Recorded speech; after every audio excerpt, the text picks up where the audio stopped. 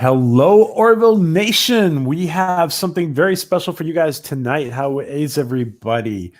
We have the creator of the Captain Love comic, Drew. How are you, Mr. Drew? I am doing really good. I am really happy to be here. You guys are really great guys, and this is going to be fun. Thank you for having me on. And we have your companion on as well, too. It's right behind you, I see. Yeah, this one here. This is Minnie. She is a little bit of annoyance, and next to her there is Pepper Potts. So, And I want to welcome our panel, Drew from Batting Into Comics. Hi, how's it going, man? And I want to also welcome.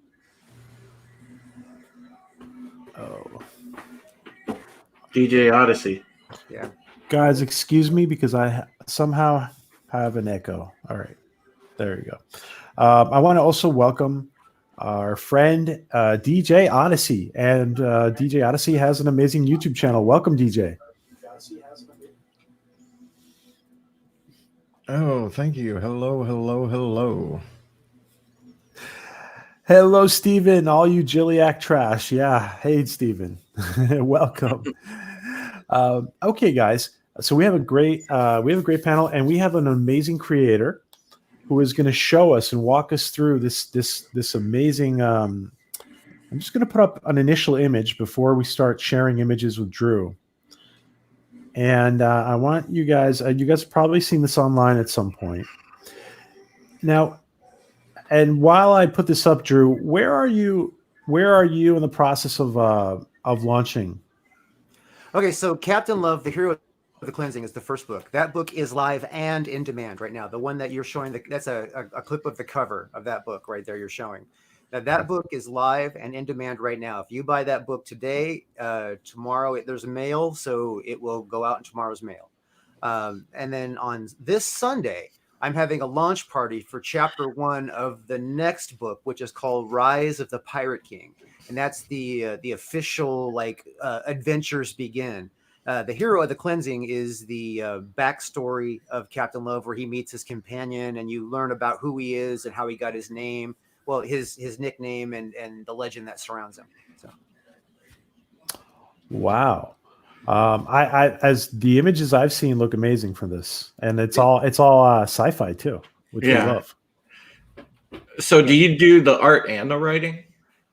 I wrote it. The artist is named Andrea Bormida. He is an Italian, and him and I have been working together now for a couple of years, and have gotten to be pretty good friends. And sometimes want to kill each other, but still produce pretty good work. You know, I have a really good team. The Slamet Mujino is I can never pronounce his name right, so don't if he's watching this, don't get mad at me. He is an excellent colorist too. So the team I have assembled here is something I'm really excited to keep together as long as humanly possible. So. Yeah, it sounds like it. One thing I wanted to ask you, because I actually just did a recent article in Bounding Into Comics, because a couple weeks ago, ironically enough, God, it was like the last Comic-Con for a while. I went to the Wizard World Comic-Con in Cleveland.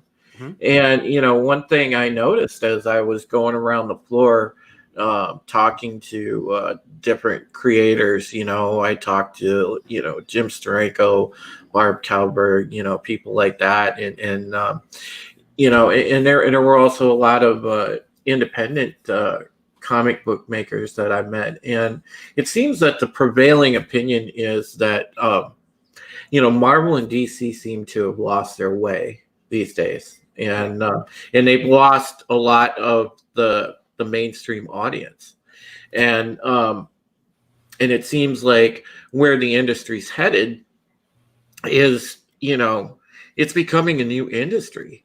The independents are, well, it's the time for the independents right now. They're carrying it, and and we've seen plenty of successes, whether it's folks from Comicsgate, whether it's other independent creators. I mean, we just keep seeing successful Indiegogos and Kickstarters and everything right and left, and just great books being produced. So how did you come to the decision to sort of jump into the independent scene?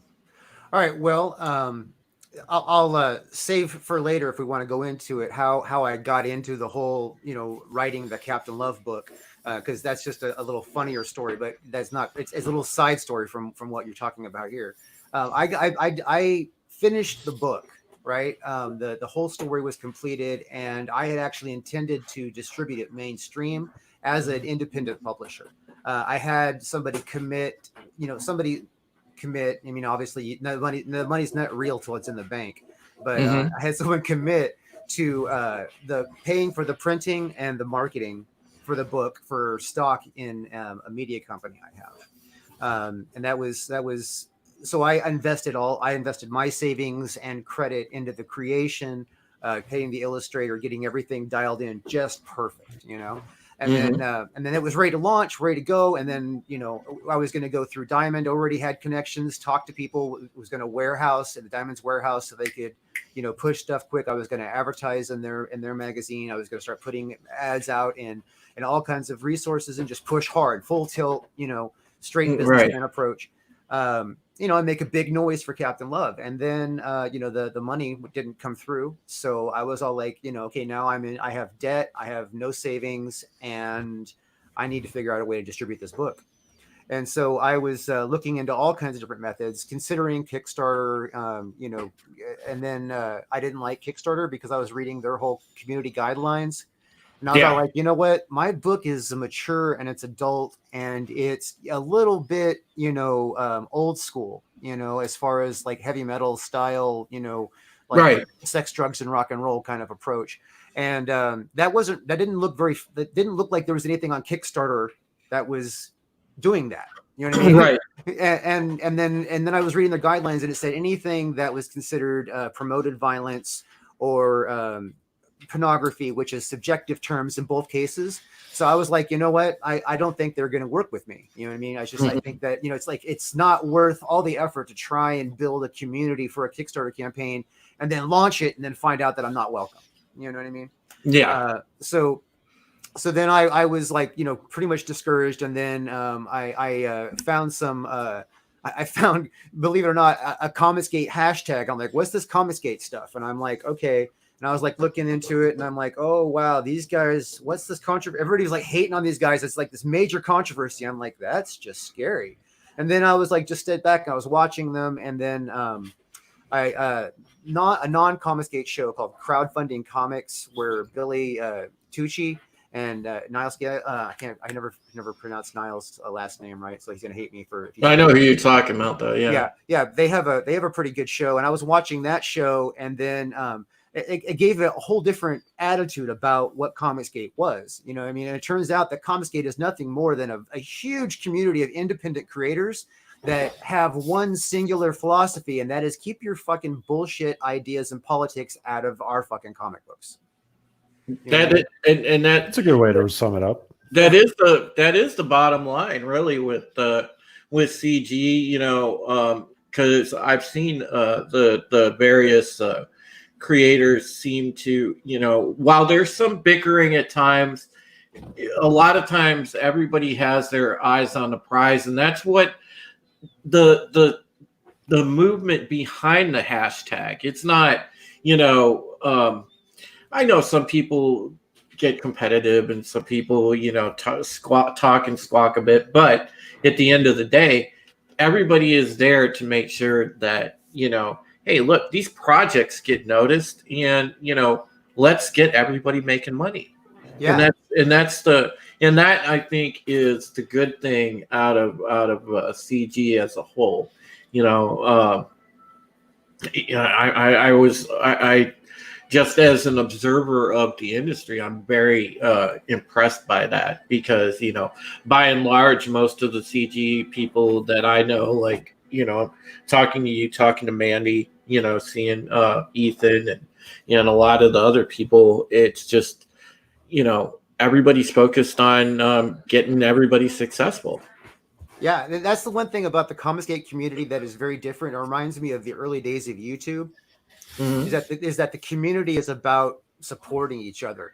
Back in YouTube, we called it collaborating. You know what I mean? Back in the 2005, 2006, 2007 days of YouTube, and then after that, 2007 is about when Google picked up and they started doing ads, and the model started changing more dynamically for financial, and to get the attention, you would have to reach out to another YouTuber and you would share audiences. You know, uh, and that still YouTube still works that way, but I mean back then that was all there was. Um, and so now nowadays Comicsgate kind of works the same way where it's like I know some fans and then you have some fans. Why don't you come on my live stream and we will talk about your book, and then I'll come on your live stream and we'll talk about my book, and and then I'll tweet out your stuff and you tweet out my stuff. I'll retweet your stuff, you retweet my stuff. I'll stand in your support of you and you stand in support of me, and we'll all try and make money together. you know so I love that. And what you were saying about the industry, what I think is funny, the mainstream industry, this is something that a lot of people don't like point out. Okay, the mainstream industry has tanked so much, the comic book stores, that people will spend $50, right, for a comic book, a 24-page, 48-page comic book. People will pay $50 for that when you can get the same thing at a local LCS for $5 or $10.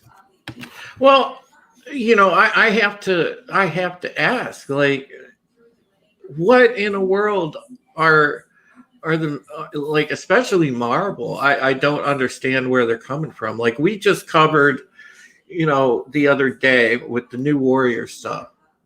Oh I my mean, goodness. like, Yeah. like how do you really justify that as a company? And look, I understand the crowd that they're going after. I understand the fans that they're trying to pull in with that, but there is a way to write a character that's compelling, that happens to be of a different sexual orientation, or something along those lines, where you can see them evolve organically. You Right. don't have to just give them that a controversial name and throw them out there with a very stereotypical look. I mean, I was like, are you kidding? I was baffled when I saw the reveal Oh man. of the New Warriors. I really was, because I couldn't fathom what they were thinking with that. Now, so when you say the New Warriors, we're talking about the ones that are Snowflake, yeah, Safe Space. yeah, that one, and Yeah. B negative. Yeah, B negative, Screen Time. What was the other Right. one? There was a really frumpy, overweight Trailblazer or something. yeah, Trailblazer. Oh Yeah. gosh, and I'm just sitting there, like, shaking my head at this, because it's just like, who in the world would just give this the green light to go to press with this? I don't think they were. They haven't gone to press yet, right? I mean, those were character development. They say they're going to start series from. See, my guess, when I first saw those, I thought they were an epic troll. You know what I mean? I thought it was like a satire. Yeah, I thought it was like a serious epic troll, like Marvel saying, you know what, you guys have been talking shit on us for so long, let's make fun of you for it. You know what I mean?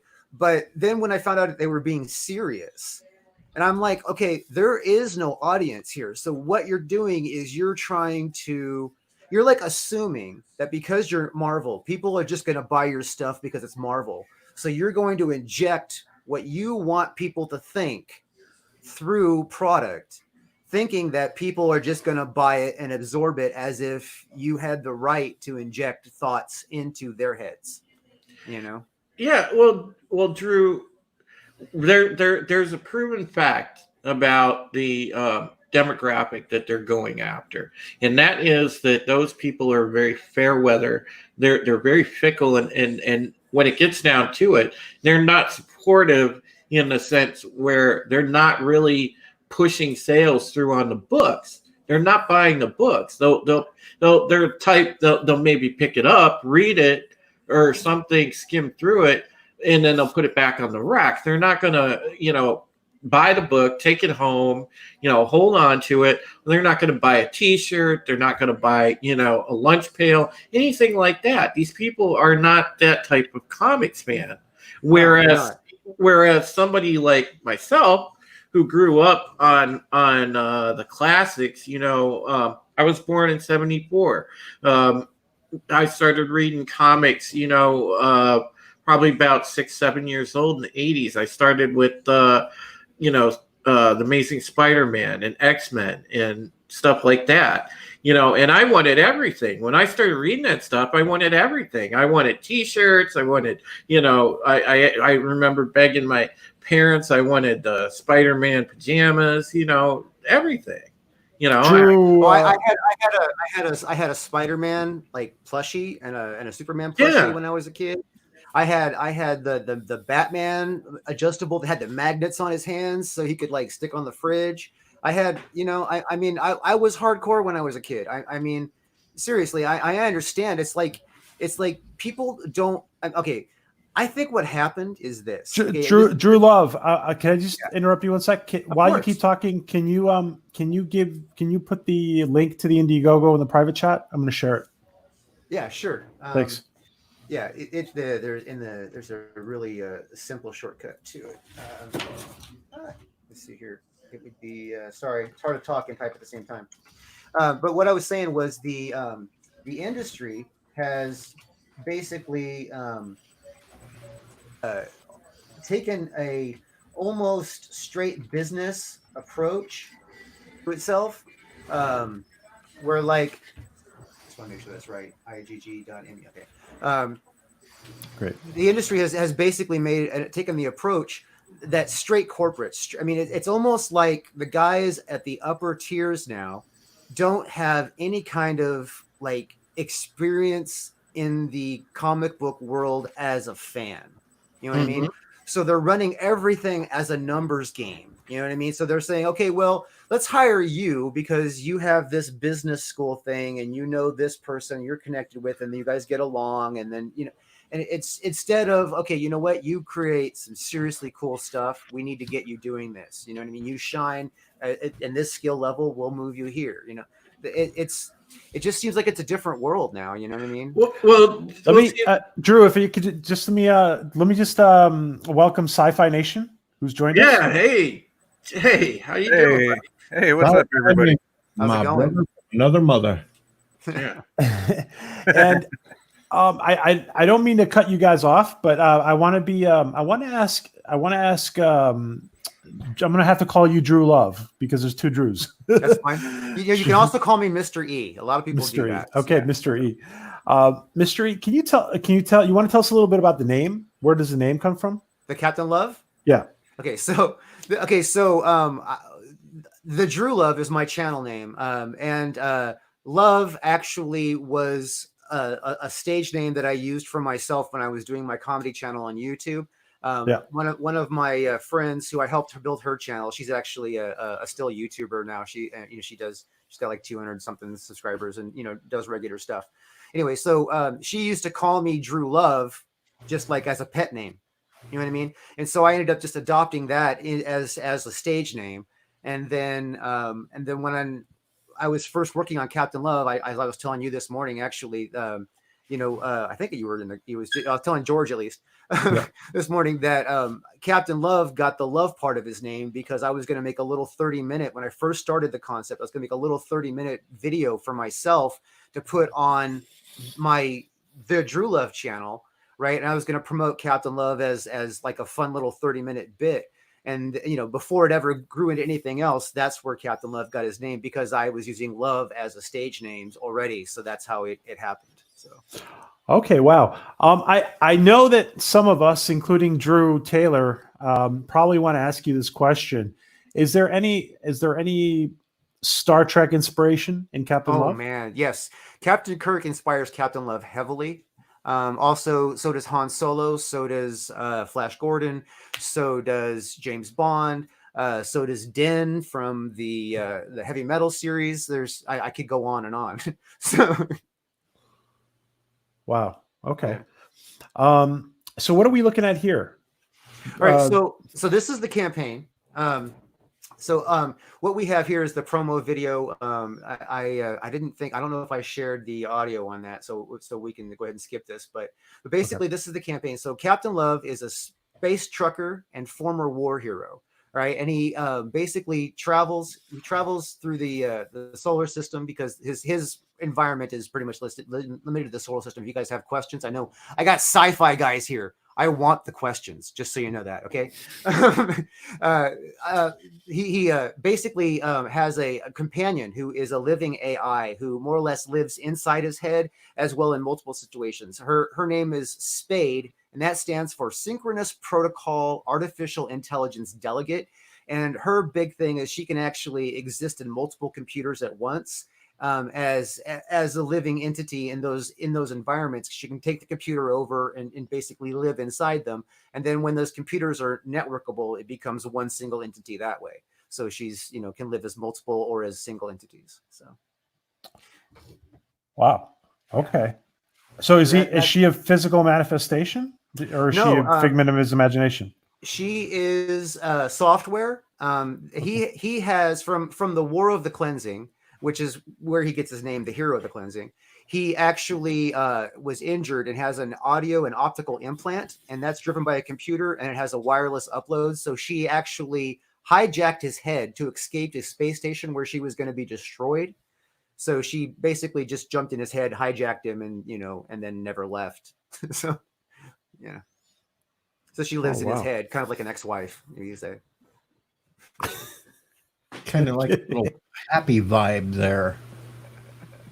I don't know, an ex-wife that lives in his head, isn't that torture? If you have a baby mama drama, that'd be torture too, right? It's kind of like living in your head. Well, I don't have drama with that per se, and I don't have an ex-wife, so. Well, then then the joke may totally have been lost on you. Though sometimes me and sci-fi do fight like we are ex-wife, ex-husband. Okay. So, say Philip, see, this guy is like sexy guy. I told Philip he looked like this guy. He's a sexy guy, Philip. Hell, I wish I had stuff like that. So, this is Captain Love here. This is Spade. This is Love's hauler. This is like his main ship. And then I have a question. Yeah, real sure. Quick. What's the inspiration for the artwork on that ship? You know what? That's actually kind of funny. So the inspiration was we wanted something that would be super rugged, you know what I mean? And very basic, almost like a brick with jets on it, And then it evolved, and we talked about, okay, well, he's got to live in this thing and it's got to have room. So it kind of like became an oversized Winnebago. But I'll show you. I have the very first iteration of a model of that hauler, a physical iteration that I did for fun. And it's I folded it out of paper. This is what the very first iteration of that thing looked like. Oh wow! And this was like 5 years ago. So. Yeah, because I looked at that ship and I got Spaceballs vibes off it right off the bat. So exactly. I know, right? That's a little bit intended. Yeah, it's a little that the whole Winnebago. We kind of like went there a little bit with it just because of Spaceballs. Yeah. Tell me, Drew. Tell me, Mr. E. Tell me, George is printing out a 3D toy for you or something. Oh, you know what? I haven't got a chance to talk to him about that yet, but I am actually actively seeking somebody to do a 3D model of the hauler so that I can. Have you seen his work? I've seen his illustration. I've not seen his 3D printing work yet. Yeah, you got to talk to him. No, I will now that you mention it. I didn't even think about making those two connections, but I have been actively seeking because what I intend to do is I intend to get a 3D model made, of the hauler. Take that 3D model, make a mold of it, and then I'm going to do foam squishies because the hauler design is basic enough. Foam squishies will work. Oh. I kind of got a dumb question here. There are no dumb questions. Oh, there is from me. Trust me. But I'm more the musician type here with the DJ thing going on. Yeah. I'm looking at that hauler. I see it's purple. I see Space Trucker. Mhm. Any influence Deep Purple right there, right off the bat? Deep Purple is a band I listened to quite a bit growing up, so possibly indirect influences. You know, I mean, there's a lot of Space influence. Trucker. My favorite song by Deep Purple, "Perfect Strangers." No, Space Trucker. Yeah, Deep no, Purple right there. Yeah, Space Trucker Deep Purple is something that that did like run through my head when I was, you know, although I don't know how much of an influence that was, but the whole Space Trucker concept came out. I was trying to think of, okay, what would be a great job that somebody who was like a you know, ex Special Forces kind of guy that you know, kind of was a little bit of a loner, you know what I mean? What would be a good job in the future for something like that? And then it occurred to me that if you were a hauler, somebody who was like a truck driver, you know what I mean? Because a truck driver spends so much time alone on the road. I mean, it would be like that intensified in space, you know, because I mean, if at quarter light speed, it would take like what, 30 hours to get from Earth to Saturn, depending on where the planets are sitting in the solar system. So Yeah. Jupiter to back in 5 minutes. yeah, yeah, that won't happen. Just you can't even do that at light speed. Hey, back when you used to play music out, Drew, what instrument did you play? I play guitar as far as instruments, but in that band I was just strictly frontman. I didn't play anything in that band. Yeah. Oh, nice. Yeah. What's your dream guitar? That depends on my mood. Okay, that depends on my mood. Because I really love the Gibson hollow bodies. You know, the ones with the dual F fence. You know what I mean? I can't remember the name other than just calling it a Gibson. You know what I mean? I can't really remember what the second name is for those. Those are probably like my favorite. You know, Stratocaster? No. Gibson. No, that's Fender. Oh, Yeah, Fender to Strat. Yeah. Shows you what I know. Jimi Hendrix used to play that, the original Fender Strat, the one pickup that was, you know, strung left-handed for a genius. But but I would say probably the Gibson hollow body model, the big fat ones with the double F fence. You know, that's probably I can't think of the actual name of that, but you know, my grandfather had one, and I was supposed to get it when he passed away. He promised it to me, and then my uncle claimed it instead after my grandfather died. So it was like one of those things that really irritated me. I think, oh man, there's like a couple for me. I played guitar when I was younger, and God, I kick myself sometimes for giving it up. But I think I would be kind of stuck between picking like a flying V, like a Jackson, probably like something like what Kirk Hammett played. Okay. And then besides that would be I would get a Dean, like the Dean guitars, and get the Dimebag Darrell replica. Ooh, yeah.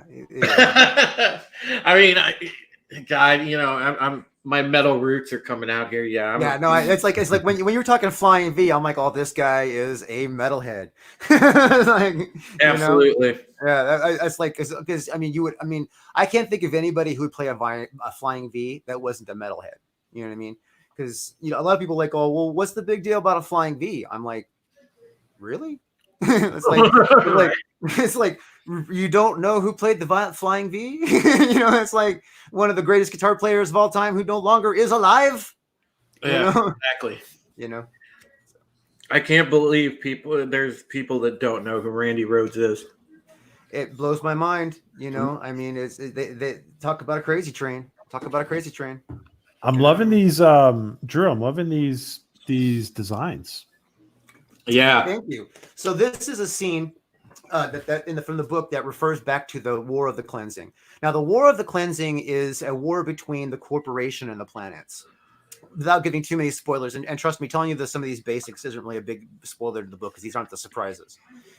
So the the corporation got really greedy. It was this big, huge conglomerate of like all kinds of huge brands. You know, it's like as if they, you know, there was no limit. They just kept buying up brands as they got more successful. You know what I mean? So it's like think Disney on steroids. You know? Yeah, I was gonna say you wrote about Disney. Yeah. Okay. So they became so greedy and powerful that that they decided that they needed to remove all kinds of interference and people that resisted their momentum of their corporate ideology of, you know, the corporation rules. So there's some more details in there how they were going to try and attack planet Venus and that kind of stuff. But so during the cleansing itself, that was the resistance to that idea. Is so the planets got together and they decided to create a team that they call it's like the Solar Guard. It's the Star Force, and not Space Force. This is not Trump's thing. This is the Star Force. And so Captain Love is a major in the Star Force, and Jean, who's this one down here. I keep pointing at my screen, and it's you can't see what I'm pointing at. And there's Jean, and she's his best friend, and she fought beside him during the cleansing. And so it was, you know, a massive battle. A lot of people were killed and murdered, and you know, it was there's a lot of artwork reflecting it too. And now this is planet Venus. As I mentioned, planet Venus is a pleasure planet. This here is the Queen of Venus. And she's basically a noble ruler. But the thing that's cool about Venus is like everybody's favorite vacation stop. Yeah. Because See what? That's interesting. Well, yeah, well, only women are considered to be citizens on Venus. Any male is considered a guest. So, you know, there are women as guests as well, but all the people who live on Venus are women. So it's a matriarchal society. Well, you could say matriarchal if there were men. You know what I mean? Since there's only women, it's just an all-female society. It kind of reminds me of that one TNG episode, but I like the way you put a different spin on it, though. Yeah. With the men not being the citizens. Yeah. To me, it was inspired a little bit by Ryza. You know what I mean? Yeah. Star Trek reference. Yeah, it was inspired a little bit by Ryza. It was also inspired by a lot of other ideas. The Queen of Venus, believe it or not, was inspired by the Queen from well, she wasn't really a queen. She was you remember the Den from Heavy Metal, the movie cartoon, the one from the 19 yeah okay Yeah, I love that. Okay, remember the female antithesis to the male, the two people that Den was that they were trying to get the orb and you know. Yeah. Right. The female of one of those, in my mind, her character inspired a lot of who the Queen of Venus is, if that makes any sense at all. Yeah, that's a good inspiration, man. I ain't gonna complain. Yeah. So The yeah, artwork is great. Thank you. Oh, Thank yeah. you very much. Yeah, I am very proud of my artist. He again, like he and I, we do butt heads, you know, but you know, I here's the thing. It's like he's a really good artist. He's in Italy, right? He's not ever had the opportunity to be exposed to an American market, right? So now I've actually had 6 months or so that I've been promoting his name publicly. He's even gotten work on the side from the promotion that I've done, but people have like hunted him down and sent him work. You know what I mean? So, you know, I'm making him famous while we do this, and rightfully so, because this man is talented and he deserves some fame, you know? Does he speak English, Drew? Yes, he does. In fact, if he didn't, I'd have a miserable time. His English is probably better than mine.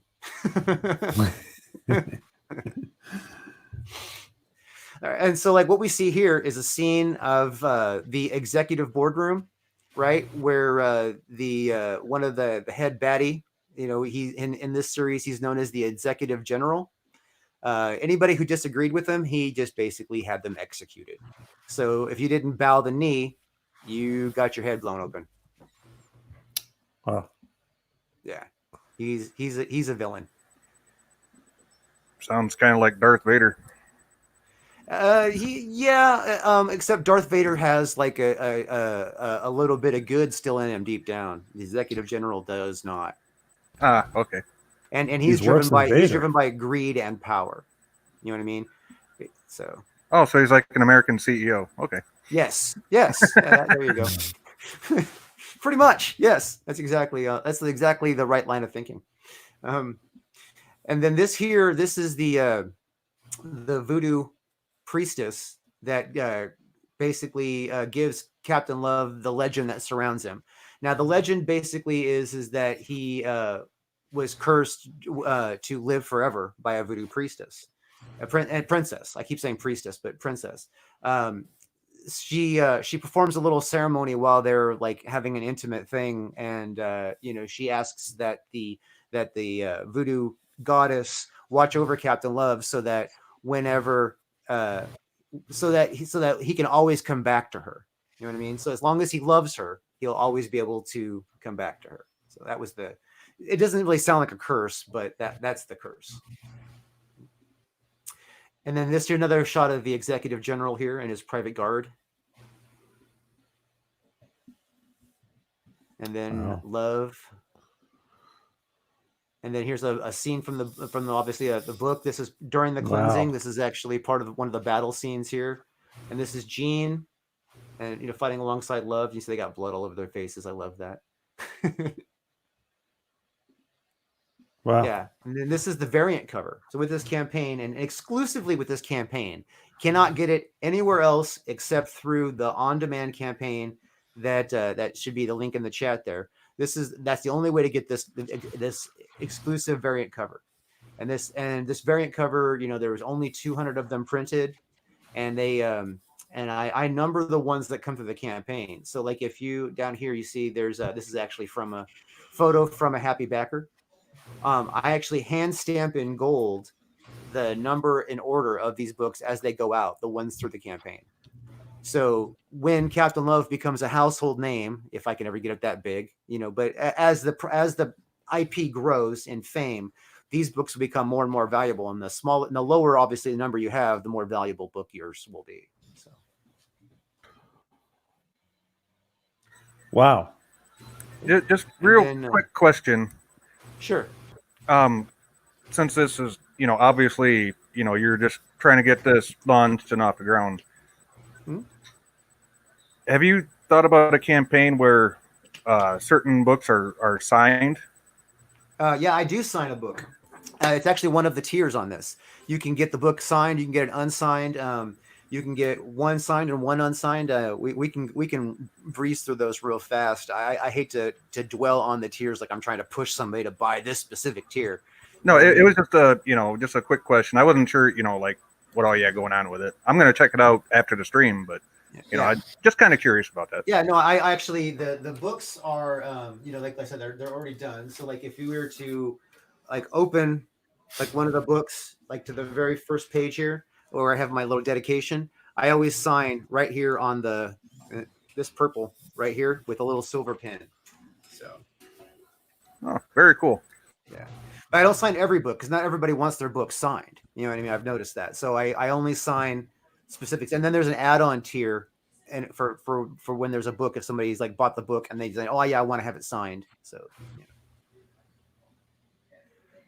if people like wondering what the hell is an add-on tier, it's like when you check out underneath, there's a way to add on stuff sometimes to your purchase on your checkout to avoid extra shipping costs and stuff. So. Very cool. Thank you for answering that for me. You're welcome. Wow. And now this is the design. This is a T-shirt design for Captain Love here. The "All You Need Is Love." The whole play on words from the Beatles song. Yeah, I like that. Thank you. And then, of course, there are 9 trading cards available through this campaign. And then these trading cards are, they're not just one-sided. They actually are 2-sided trading cards. Oh wow, that's really cool. Can you zoom in, Drew, on those? I mean, like on the screen. Oh. I mean, on the shared screen. Oh. Can you zoom in? Yeah. Hold on. Give me a second here. I need to hit the Control Plus. Will it let me zoom in? Oh.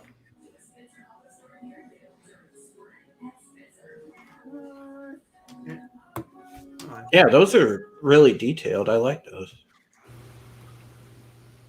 Oh wait, there we go. Pretty cool. Scroll way too far. There we go. That's one thing about about the down. Indiegogo. When you're sharing a screen, you're in a frame on the shared screen. So it here we go. Here are the cards.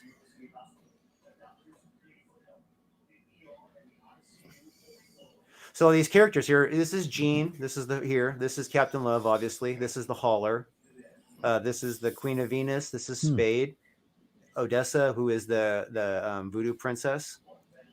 This is Millie. She actually isn't featured in the book. She's only in the splash page in the very back because they go to Millie's to have a drink.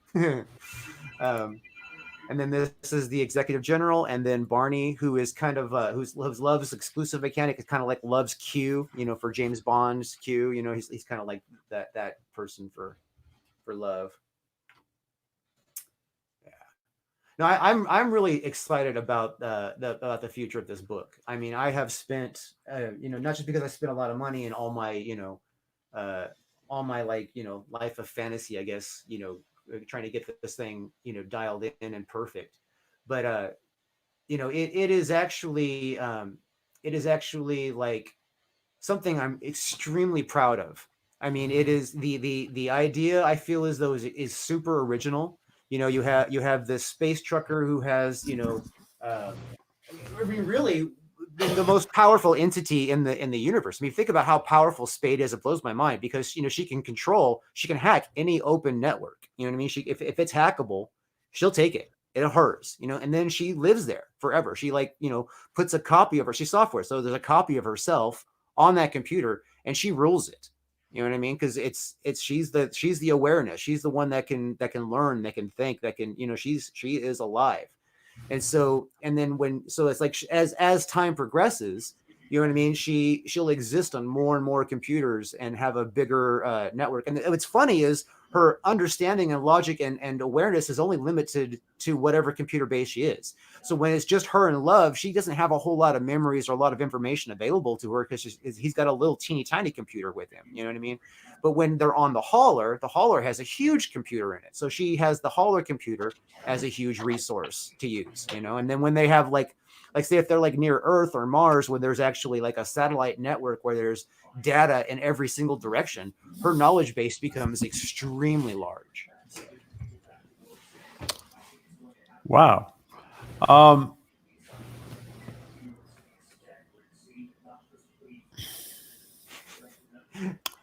Wow. So, Mr. E, who is the who is the on the cover? Who is the lady down again in the bottom right hand corner? This is Spade. This is Spade. Spade. Here. Yeah. Okay. This is like supposedly like a computer screen here that you can see her on. Yeah. Oh, okay. Okay. I see. Okay. Yeah. Mm-hmm.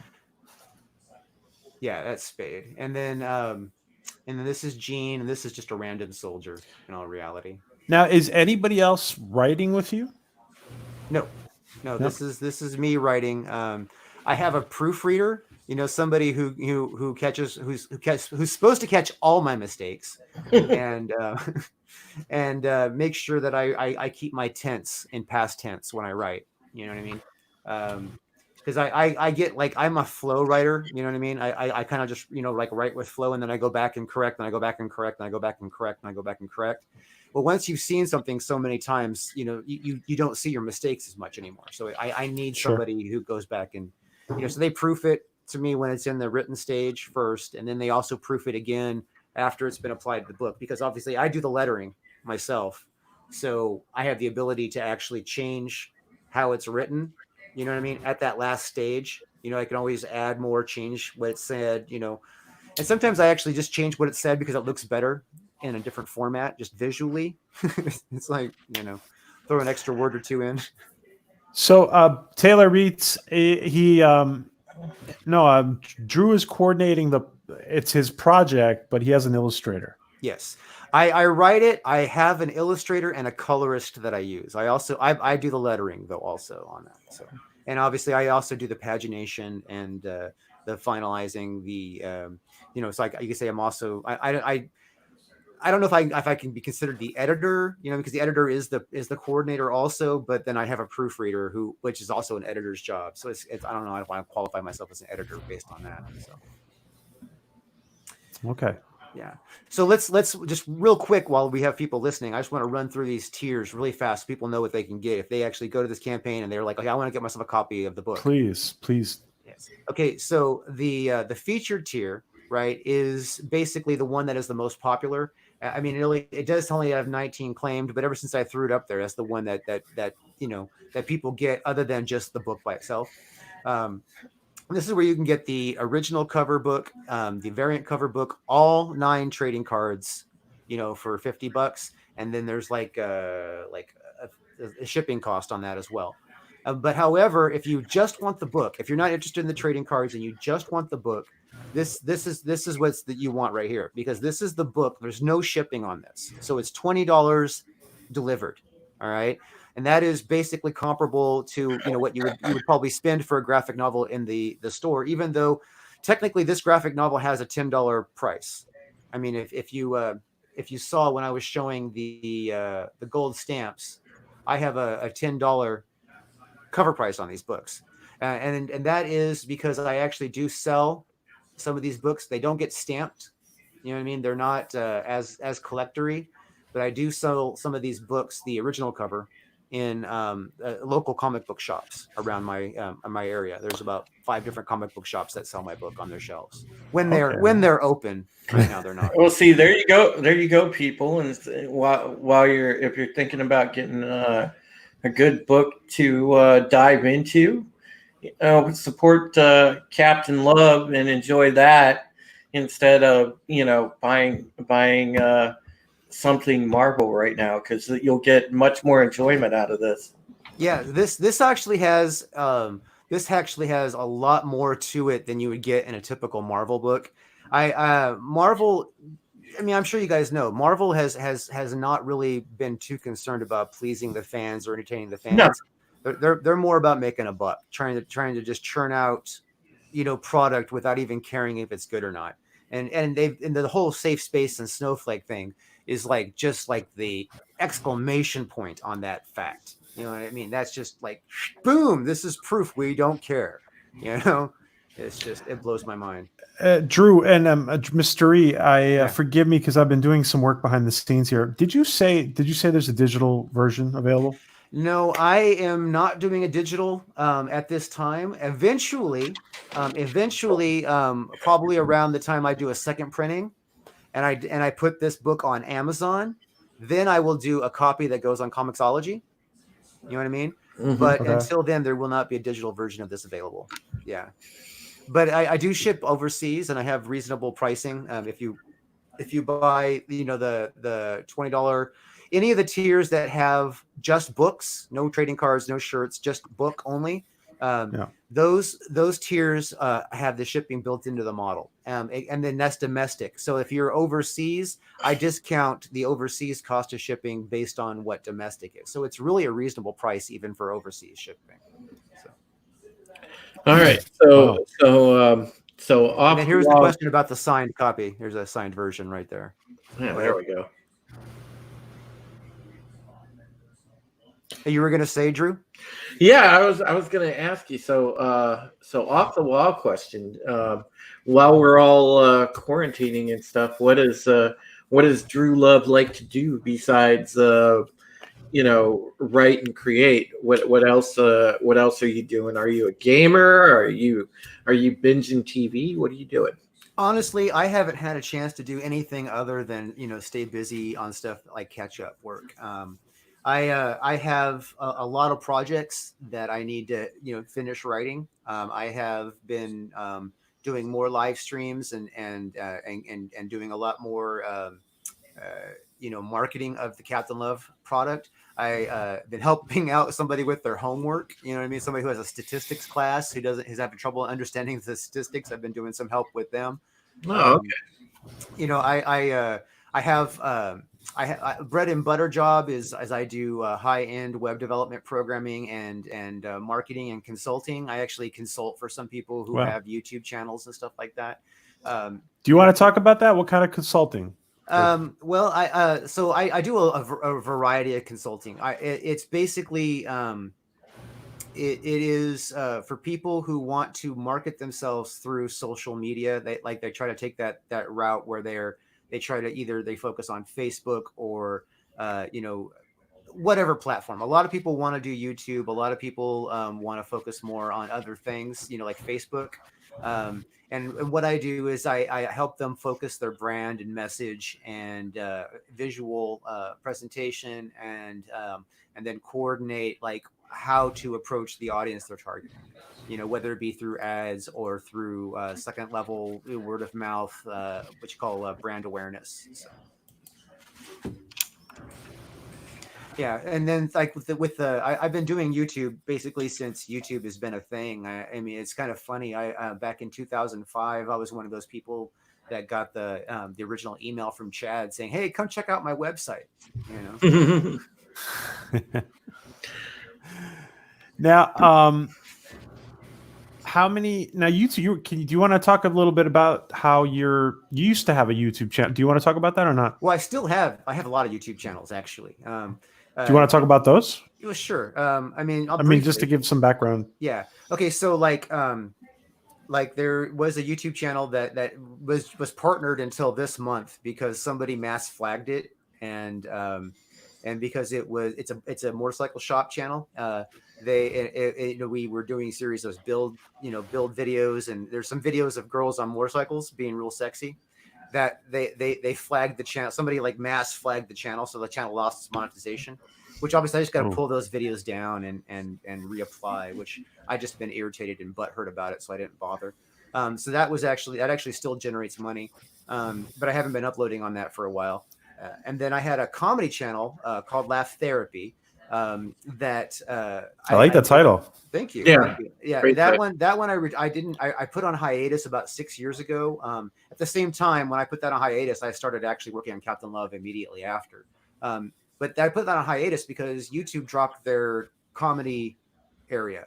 You know what I mean? They used to have an area in their website dedicated to comedy, and when they pulled that back, everybody who did comedy took a big hit. And you'll notice you can go back through YouTube in like 5 or 6 years. There's a lot of people who stopped uploading content like 5 or 6 years ago that's specified in comedy because, like me, I was making about $2,000 a month through YouTube on my comedy channel, and then when they did that big change, it went to 50. Wow. So yeah, so it wasn't really worth the same kind of effort at that point because it was hard to get anybody to see the videos because the people who were browsing, people who were looking for comedy would have to search for it versus browsing for it. So it became a lot more challenging to get in front of people, and the competition was fierce at that point. And I spent most of my time actually on YouTube doing stuff behind the scenes with other creators and stuff like that, where it wasn't my face on camera. I was either behind camera, or I was doing the writing, or I was doing editing, or I was doing some direction, something like that. So. Can you talk to us a little bit more about the Star Trek inspiration and what areas of Star Trek that you drew more upon? Oh man, it's hard to say which ones I drew more upon. Okay, so I'm a hardcore Star Trek junkie. Like I'm one of those guys that will binge watch the old series. Like on like if I have a day to do nothing, that might be what I choose to do. If I don't binge watch all the Star Wars from beginning to end, you know what I mean? It's going to be one of the Star Treks, and it's probably going to either be, well, because the original series, that's like a one-day watch. I mean, because there's only 3 seasons of TOS. You know what I mean? But of course there's like 7 years of the Next Generation, so that is a little bit longer of a binge watch. And then of course Discovery is actually really good for binge watching, even though a lot of people don't like Discovery. I actually like binge watching Discovery because it's like a different angle on the same universe. And then if I'm feeling extra restless, I'll want to binge Enterprise. Because man, I love the there you go, Enterprise. Yeah, the attitude that those guys have in that show. Yeah, I love Enterprise. I don't know, just give me the bare midriff uniforms and I can watch T'Pol and Hoshi fight on a loop. I mean, I'll take that. Drew just binge watches In the Mirror Darkly over and over and over. What's wrong with that? He just has it on loop every day. It's just playing over and over and over. He's Drew, cut out all the extra scenes too. He just has the scenes with them. That's it. Just that one scene. Just the battle scene. That's all he has. Yeah. I'm just saying, T'Pol was pretty hot. Oh yeah, He was screaming. dude. yeah. Jolene Blaylock was amazing. My gosh. That's the new version of the old Jazzercise scene with Crusher and Troy. Right. Exactly, Jay. That Jazzercise scene was pretty funny. I mean, you know. Yeah.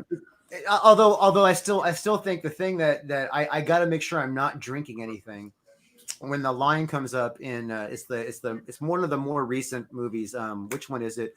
The one, what's the name? I can't believe I can't remember the name of the movie. The Insurrection. One, is it Insurrection, probably. the one, yeah, that's the one where they're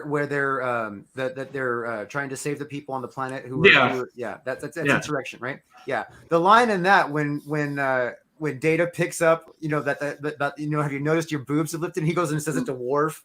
Have you noticed your boobs are being more firm? That's great. Those kinds of jokes made the Next Generation awesome for me. You know, Exactly. Well, they forgot humor in the new stuff, but that's all right. Guys, I wanted to show you because I don't know if I know Drew's seen it, but I don't know if the rest of you have seen. Have you seen the action figures that George Peter Gatsis prints out? These are action figures. These are action figures that George prints out. Yeah. Wow, those are awesome. They're amazing. Yeah. These are dope. Oh, I definitely have to have a conversation with him. And not only does he prints them out in a whole bunch of different ways. He prints them out.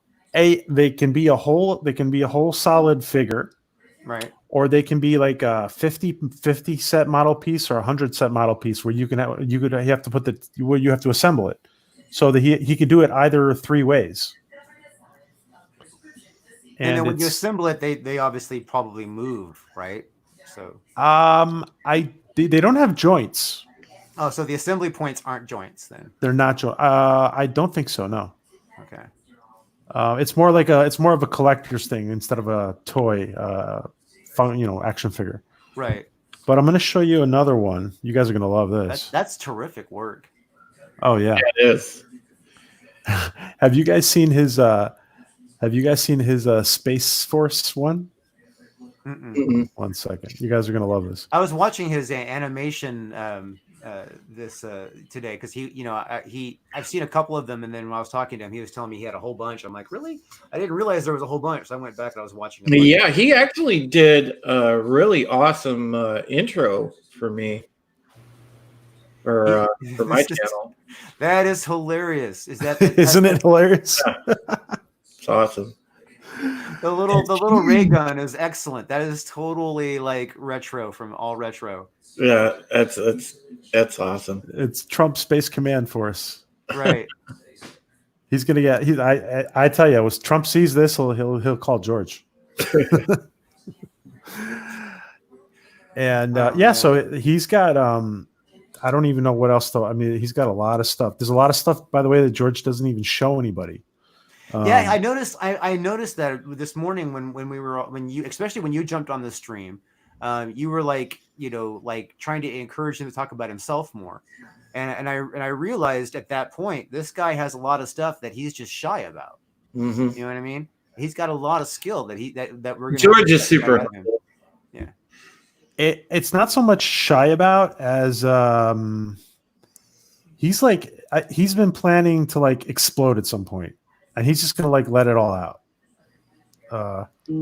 So, like a teenager who has his first ejaculator thing. Mm-hmm. Yeah, that's it. You hear that, George? He's not listening. I think but let me show you one more, just so you guys can see a little bit of this. And do we have somebody lurking down below? Oh, we do have somebody lurking. Oh, there you are. Hello, Elaine. Thank you for joining us. Hello. Thanks for having me. What's going on? Not much. How are you guys? So, Such a pleasure to have you with us. Oh, thank you. What are you thinking about this artwork, or did you not see all the artwork? I just saw the little statuette, or is that what that was? Okay. I didn't hear what it was though. So you weren't here when we were watching. I just popped in. Yeah, you just popped in. Okay. I'm going to show you guys one more image, and then we'll go back to. I just love that your thing says nerd cookies. I'm hungry now. I'm wondering how cool nerd cookies are. Like, well, she has an awesome YouTube channel, amazing YouTube channel. Oh, thanks. Is it called Nerd Cookies? Yeah.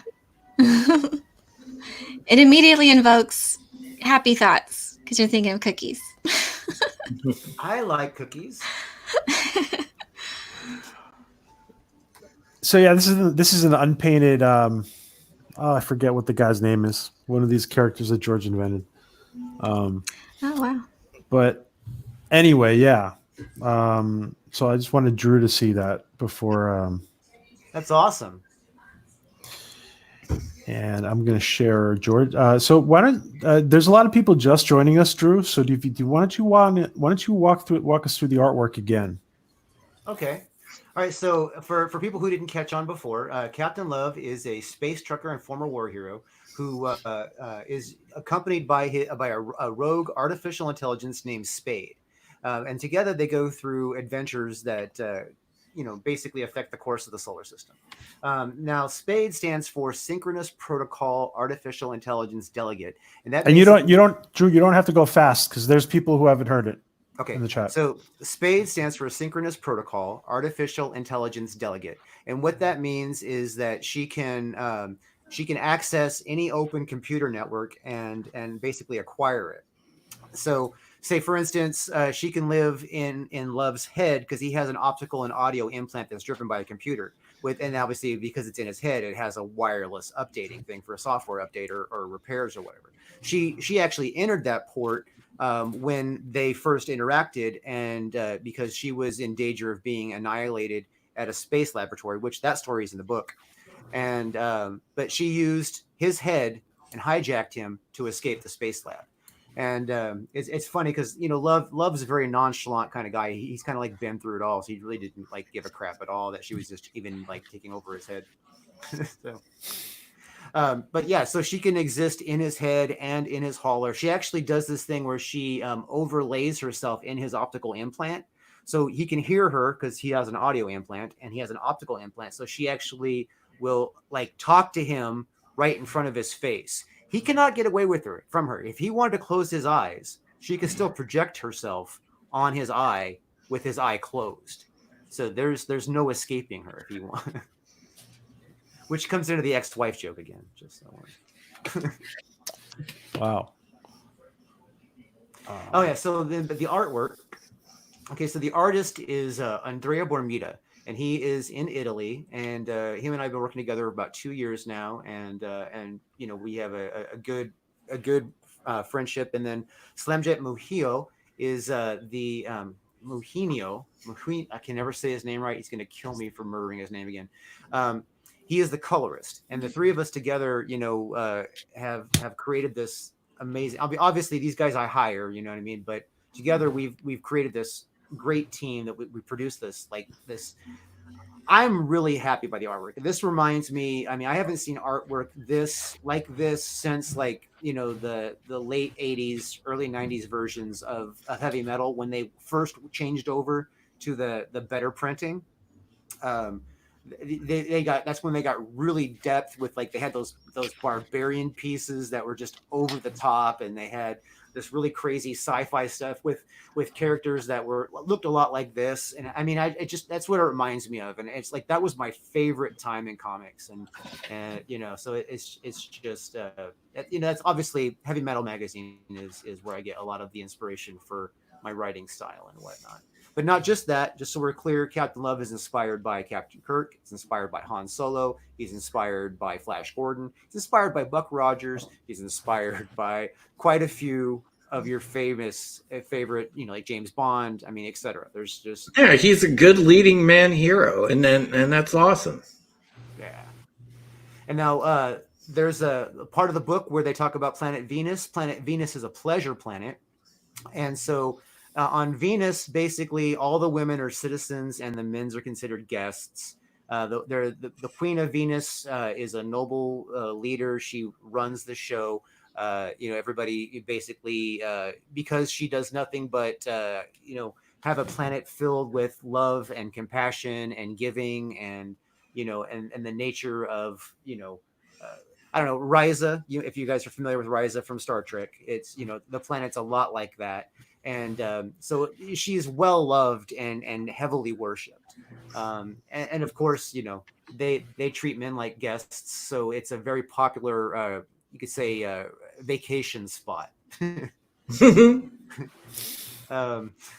And then here, this scene is a part from the book where it demonstrates the villain, and the villain is the executive general. He's part of the villains. He's like basically leads the corporation.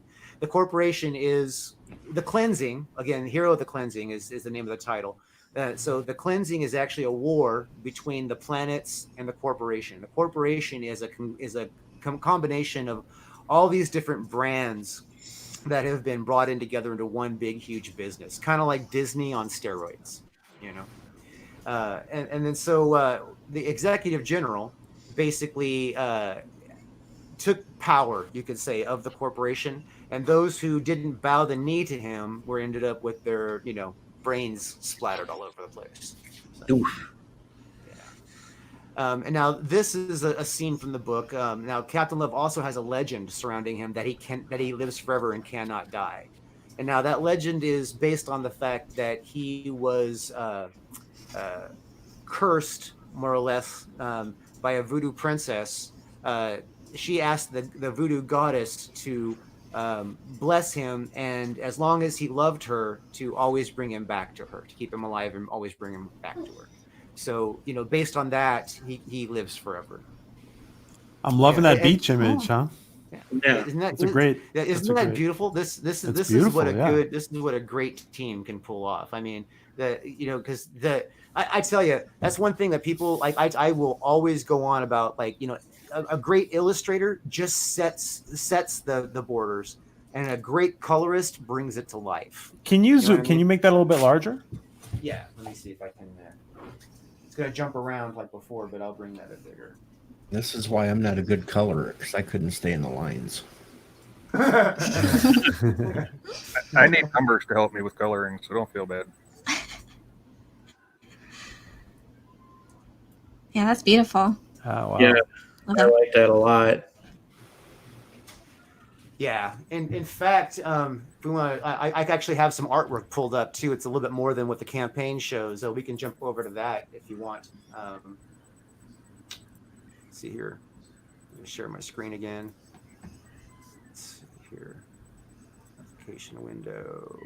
Guys, don't forget to subscribe to Supreme Heresy and to DJ and Nerd Cookies. It's all in the chat, guys. And of course, please go to Drew, to Captain Love's Indiegogo, which we also have in the chat. I'm going to be putting that up several times. Yes, please. Right now is an optimal time to back Captain Love. We are going to have a campaign launch on Sunday for the next book, the first chapter of the next book, which I'll talk about in a minute if there's still time. But this is what we're looking at here. Captain Love, the Hero of the Cleansing, is the current book. It's available in demand right now. If you buy it today, it will go out in tomorrow's mail to you. So it is an active book. In tomorrow's mail. Wow. Tomorrow's mail. Yes. Yeah, I have them here. I mean, right behind me. This is my cat sleeping on a box of them right now. This right behind me on the table is basically where I do all the fulfillment. So it's, so here's some pictures from the book. To show some of the artwork. Wow. Yeah, that's the executive general. You can go, Drew. You can go a little bit slower. Let us. Okay. Let you absorb it. Yeah, let us absorb it. Yeah. All right. Yeah. So this is obviously part of the interaction between him and the voodoo princess. This is obviously without the lettering. I have the dialogue stripped from this so that I feel comfortable sharing it. You know what I mean? So I'm not doing any spoilers. Make the book more interesting when you read it if you haven't seen it already, you know? Speak of the devil, George is in chat now. Yeah, he is. Hey, Final. Hey, Georgie. Hey George, they're bragging on you, man. We're gonna have to talk about your 3D printing massive skills. I seen some stuff that was really impressive, brother. We're gonna have to talk about that. Yeah, so like this is the executive general. This picture's in the campaign. This one here is a scene from the book. This is, you know, you can see that there's a little bit of capturing going on here. We got two different kinds of villain soldiers. We got the ones in the bronze and the ones in the gold. You know, it's let's see here. Where's your inspiration for the gold soldiers coming from? Oh man, honestly, the truth, I'll tell Yeah. you. I'll tell you. Flash Gordon, the movie with Sam Jones. That's where like a lot of the visual like armory kind of stuff is inspired by. Yeah, I know that seems weird, but it's just that's where my mind is on that. So let's see. And also, real quick, I know somebody looking for a 3D modeler. So if anybody does that, give me a shout. You're looking for a 3D modeler? No, I said I know somebody that is. You know who it is too. Okay. Yeah, And well, if George I- Peter Gatsis is the guy to talk to. Yeah, and speaking of that, PJ, because Yep. it's getting to be dinner time around here, I'm going to have to Sure. just step out. But you know, before I do, I just wanted to say, Drew, it was an honor chatting with you and getting to know you a little bit. Why don't you let me know how to follow you here on Twitter, and I'll shoot you a follow. Yeah, I am the Drew Love on Twitter, on Instagram, and also youtube.com/the Drew Love. You can find me. So it's the Drew. I know you know how to spell Drew, and then Love like Captain Love, LUV. So yeah, I will put that up here at your Twitter, Drew. sweet. Actually. And Drew, it's also really great meeting you, man. I read Bounding into comics pretty regularly. So I mean I get a lot of my information from that. It's a great website. So. Well, I just followed you on Twitter, Drew, and I'm sure you and I will chit chat after this a little more. You know, I'll slide up in them DMs, sir. Sounds fantastic, man. I shall be talking to you later, brother. All right, take care of yourself, and PJ, thank you for. Thank you, my friend. And Bon appetit. Yep, and Odyssey, take care. Jay, take care of yourself. Elaine, take care of yourself.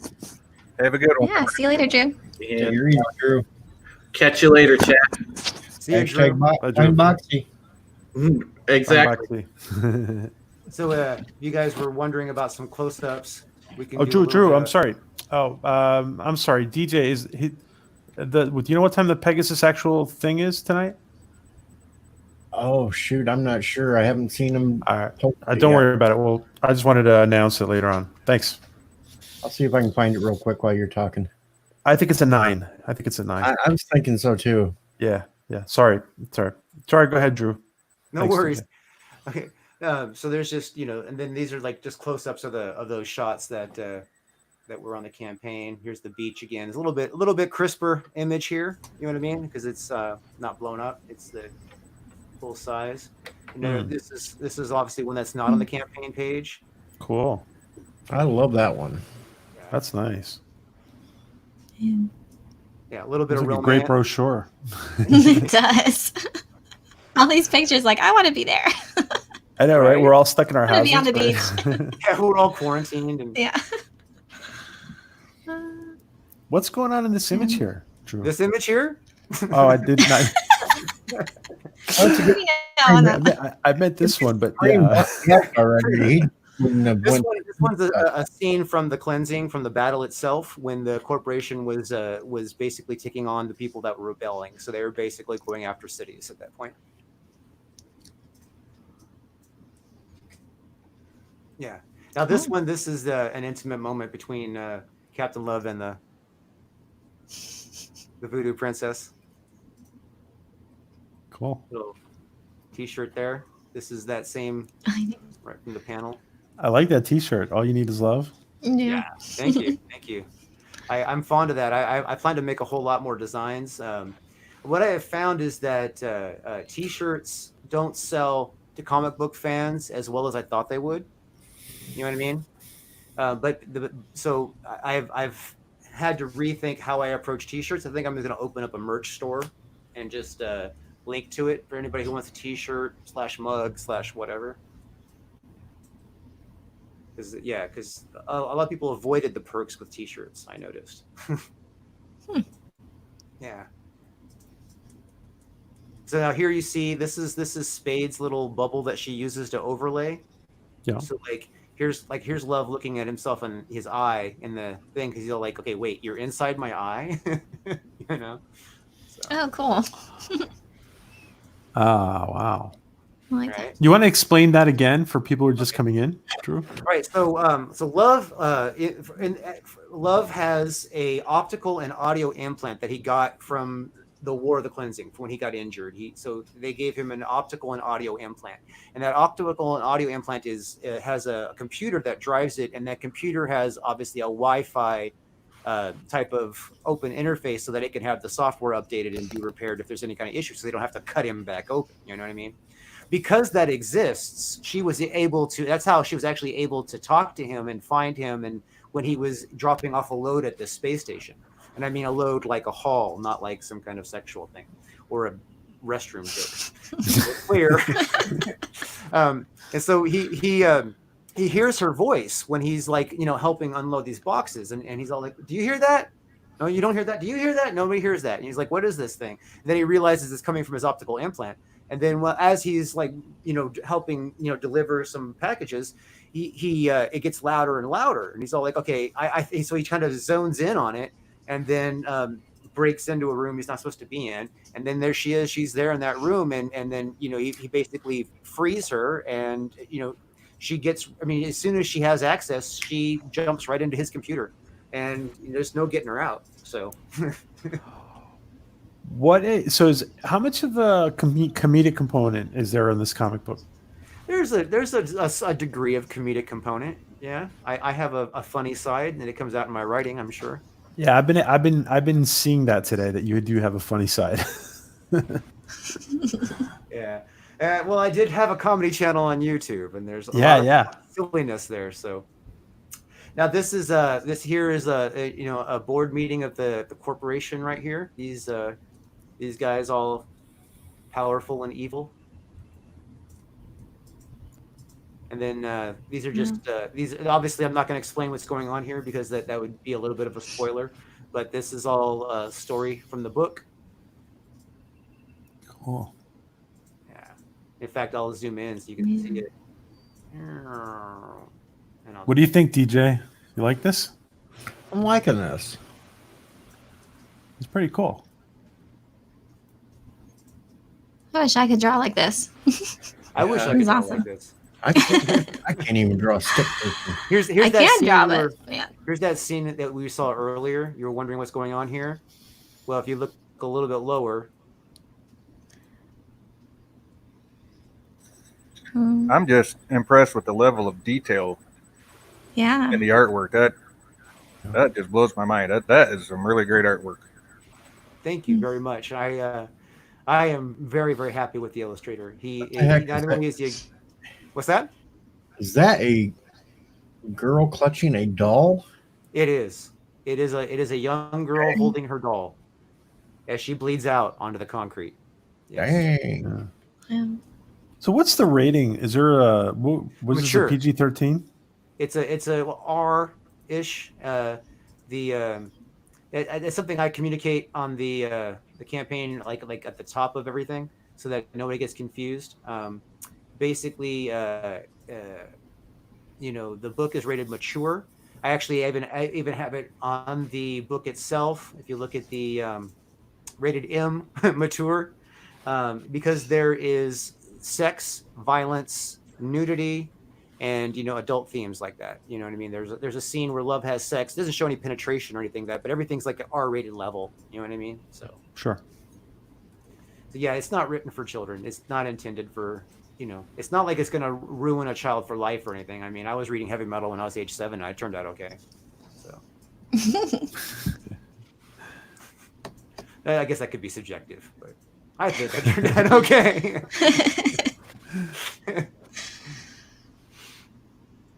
Yeah. So, Oh, yeah, wait. Can you, yeah, I was going to ask you to blow that one up. Blow that up, that middle part. That looks cool. What is that?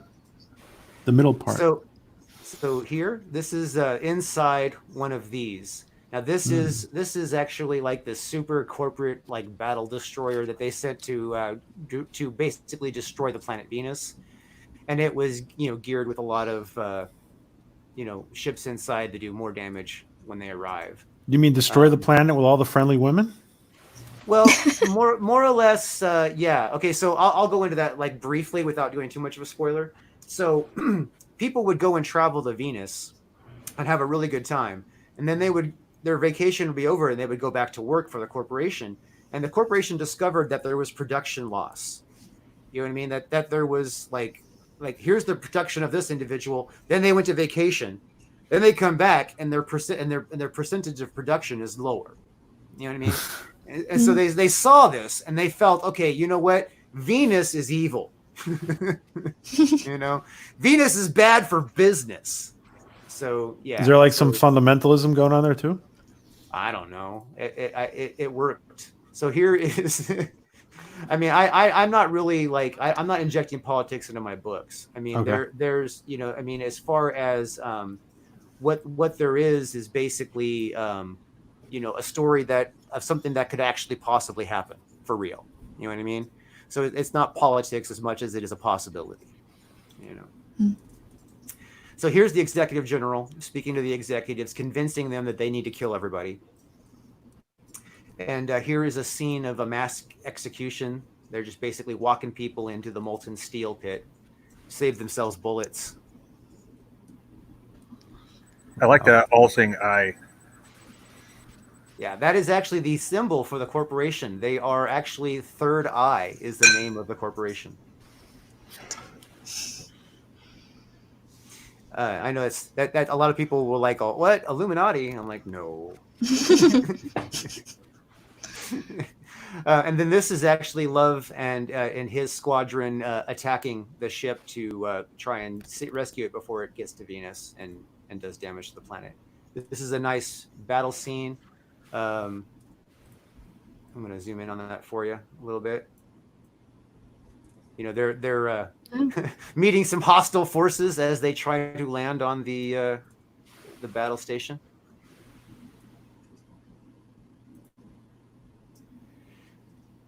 And then this is basically, the T-shirt design right here. That's cool. I like that.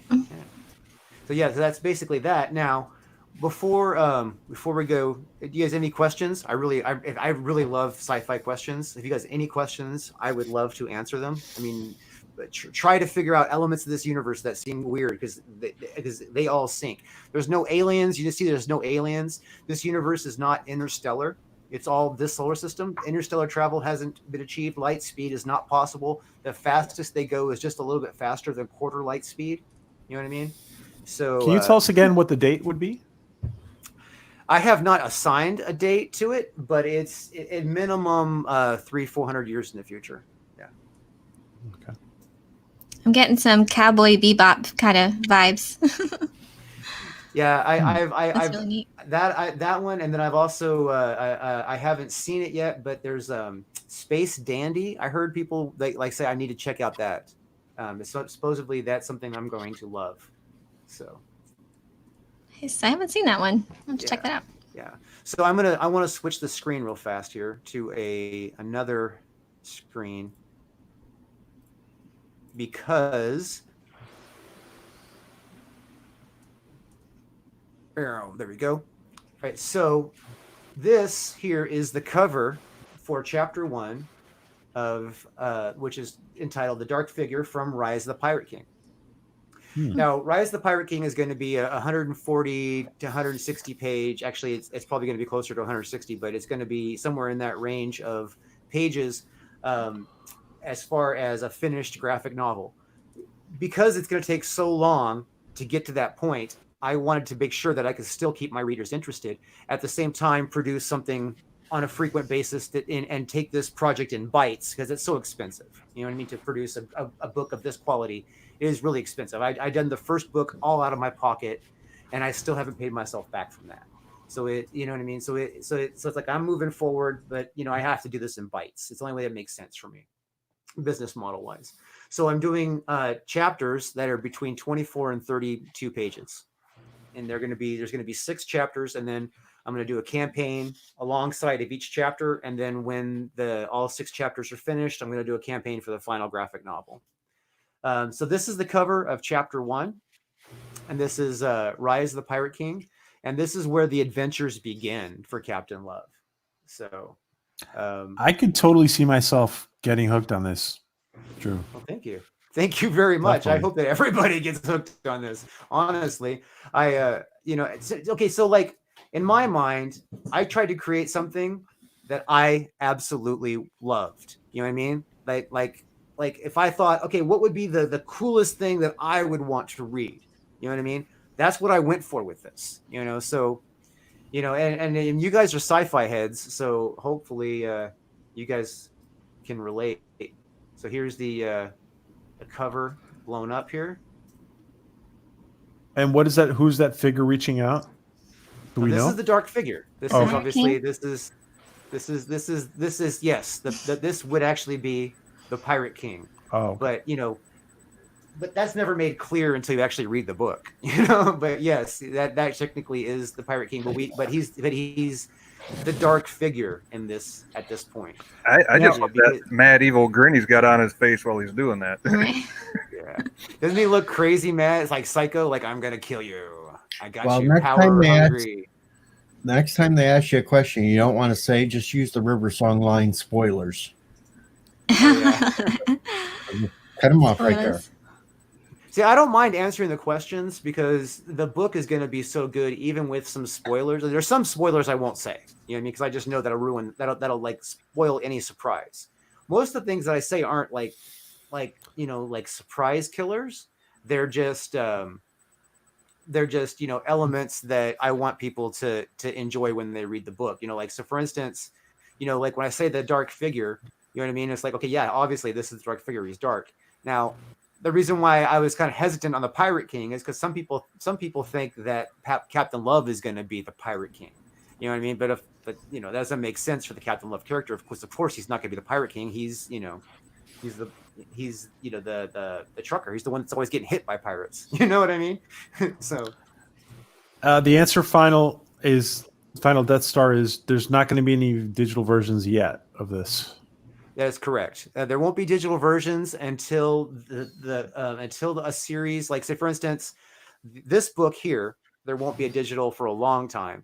But the first book, the Hero of the Cleansing, that will have a digital at the alongside when I put the book on Amazon, which is I don't know exactly when I'm going to do that. I'm holding up for a bunch of reasons. But when I put that book on Amazon, I'm also going to put a digital version on Comixology. You know what I mean? So for people who need to have it digital. However, I do have my price point very friendly for people who are collectors and want to have. And here's a big close up of Spade. But yeah, I understand a lot of people prefer digital. The problem is that digital is just too easy to pirate. Some people just send them around like crazy, and I value my book too much to just have it, pirated like that. So if someone wants to pirate my book, they're gonna have to scan every single page and make their own damn digital. Yeah, look what happened with Marvel when they put out all those comics at once and boom, it went to the pirates. Right, exactly. Now see, here's Planet Mercury. Planet Mercury is fun in this one because we actually address the monks of Mercury. Now the Mercury monks are like the super scientists of this universe. Basically, they they have held up on their monastery to to focus strictly on science and scientific things, and things that are like, outside of science to the metaphysical degree, but are still scientific. So they are the ones that invent like the coolest technology. So like when something is introduced that's really like technologically advanced, it usually comes from them. Drew, I know you're not too harsh on the new Trek, but because there's a lot of people who are not digging the new sci-fi, Star Trek, Star Wars, etc. Do you think it's a favorable time for you to bring this sci-fi out? I do. I think that works to my benefit, is because people are hungry for something original and new, and has all the elements that the new series have. What's the plural for series? It's not series. That's not seri. What the hell would you say series is? You know what I mean? Isn't it both the singular and plural? That's what I thought. Series? I think, yeah. Well, okay, then both series. Then both, those series have let a lot of people down. Like what they expected to get, it was watered down, and it wasn't what they wanted. It kind of spoiled it for them. You know what I mean? So I'm hoping that for people who are looking to recapture the element, the feel of sci-fi from the genre when they loved it, they will also be drawn to my book, because most of those tropes and ideas exist within this. So, and here's the dark figure again. And obviously, at this point in the book, you realize that this is, the Pirate King, because the pirates are, basically bowing to him. So, I might have to pick up a copy of this and do a review on it. I would appreciate that. That's a nice idea. Yeah. Again, the Yeah. detail in this one is amazing. After all, you are a sci-fi nation. Well, exactly. I mean, what kind of a channel would I be if I didn't cover sci-fi, right? Yeah, this is up your alley. Yeah, you're like, if I go to your station, your channel, and I see you like talking about Raggedy Ann and Andy, I'm gonna laugh. I'm just saying. Well, you won't laugh then. You'll laugh at a bunch of other stuff, but not that. I love the way on the image you just took off, Drew. I love the way the screens, and I've seen them on other images. The floating screens are done. Yeah. I like the way they're done. Yeah, the idea being that limited position holograms exist in this. You know what I mean? Obviously, you can go crazy with how holograms work, but I mean, if you understand the science between a hologram, I try to keep things scientific. Maybe it's because I loved Star Trek so much, and they stuck to that thing. It's like one of those, like, it's got to have that sense of actually being possible to make sense. Because I like it better that way, so that's why, I guess. So yeah, these are like, if you notice that there's all kinds of like little holograms possible, but they're all generated from a centralized small, like they're not like projected across the room. They're not just like randomly in the middle of nowhere. They have a base of where they come from. So Guys, if I could just let everybody know, Final Death Star is really close to hitting I think 400 subs. So if anybody hasn't subbed to Final, click on those 3 dots and sub to him, please. Sorry, Drew. Go ahead. No worries. Yeah, so here's another scene of that same area. Now here are a little view of the Mercury monks. They're obviously paying love for delivering something. There's another view of the hauler landing on Mercury. Another scene of the monks. That's obviously cool. Lots of detail, lots of craziness. I let my illustrator have a lot of freedom on what he creates. You know what I mean? I give him like boundaries of what I need, and then beyond that, I pretty much just let him go.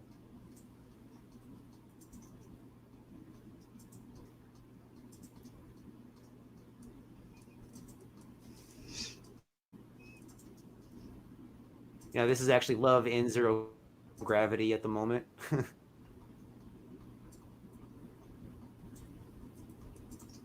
And now, hopefully, you guys will get a chance to read some Love and get used to the universe. But I'm sure by at this point, you can realize that this isn't going to go well for the guys shooting at Love. Oh, we lost PJ. He dropped out. He does that every once in a while. He'll pop back. I think he just does it to keep us on our toes. So like you can see that this book has some space battles. Lots of beautiful graphic. I love the way these ships turned out. He did these ships here. Them ships kind of remind me of the old style from Buck Rogers, the old Buck Rogers and the old Flash Gordons. Yeah, the comic book Buck Rogers and Flash Gordon's. One of the things about his style was that it reminded me of those ones, but not the ones from like the 80s or the 70s. I'm talking way older, like the 50s and 60s. Yeah, yep. and then obviously the coloring and stuff is more modern. So the designs reminded me very much of the illustrating style from those books. Yeah, I like the engine detail on the Winnebago up there, as I like to call it, where it's got the twisty engine trails. It tells you it's doing a bunch of barrel rolls, basically. Yep, exactly. It's now that's a beautiful thing about the hauler. I'm glad you made me want to talk about that. You see these jets, they actually you can see that they actually have extension arms on them, so they can go in and out, right, further in and out. And then they also rotate. So this thing has extreme maneuverability for being what's basically a flying brick. You know what I mean? That's cool. Yeah. So it's actually more maneuverable than these things here attacking it. Yeah, they just look like darts that are on a single trajectory, basically. Right. More or less. They have, little thrusters to change their, but you don't really need much in space, So it's. And this is Barney. Barney is addressed more in this chapter. He actually has a big piece of it because he's working on the hauler. The hauler got damaged in this, in fighting, so it obviously needed to have some repairs done. And then this actually isn't the hauler. This is another vehicle. This is kind of the van, the space van, you might call it. It's actually a shuttle from the cover. This is the inside, the cockpit of that. And notice it has like the 1970s style. It's got the dingle balls. It's got the dice on.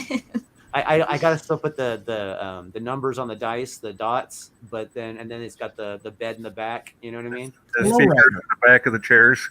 Yeah, it's totally the 70s van influence. That's exactly. The shaggin' wagon right there. Exactly. Low rider. Right. And here's a view of the hauler landing in Barney's garage. Barney's got a big old huge freighter that orbits the planet, orbits the dwarf planet Ceres. And here's another picture of that closer up.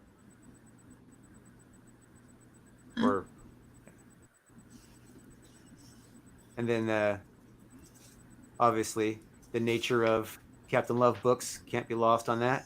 Here is this is actually a full page design. This is actually the mining community on Ceres. So this is the shuttle that he was driving that you saw earlier. Wow. That looks great. Well, that kind of gives me a Blade Runner vibe. I know, right? Yeah. I was thinking that. A little bit of Blade Runner, a little bit of what is that movie?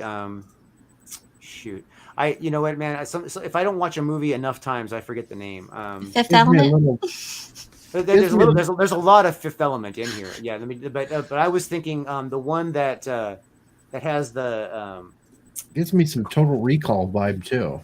Yeah, a lot like Total Recall. But it's the clone. Like where he's got the girlfriend who was like a clone from like the sex. Cherry 2000. No, that's not it either. I'll remember it when the stream's over, and I'll kick myself for it. But yeah, there's it's the whole hologram thing. The way they advertised that reminded me of that movie, and but yeah, he's a great illustrator. He does excellent work. I couldn't be happier. That's right. Cherry 2000 was a robot. Yeah, Cherry 2000 was awesome. I loved as cool as the LoveBot Cherry idea that was. I mean, the Melanie Griffith role in that movie was awesome. You know what I mean? The bounty hunter chick, I love her role in that more than anything else she's done. And I loved her in that one where she was in the spin-off of the one where she was the Anarchy Pictures or whatever it was, where they were making those wild movies.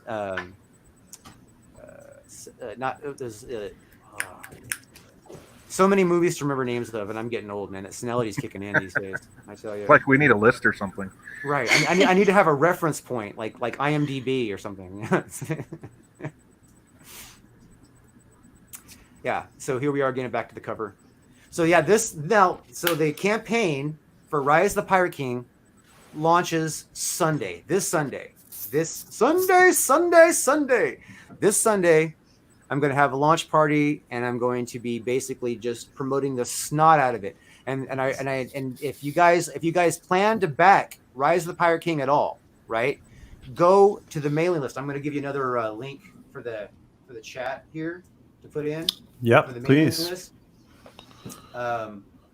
Because you're going to want to get on this mailing list because there is going to be a special art that is free for people that back in the first day, and then there's also going to be a discount tier for people that back on the first day, or maybe even I might extend that 2 days.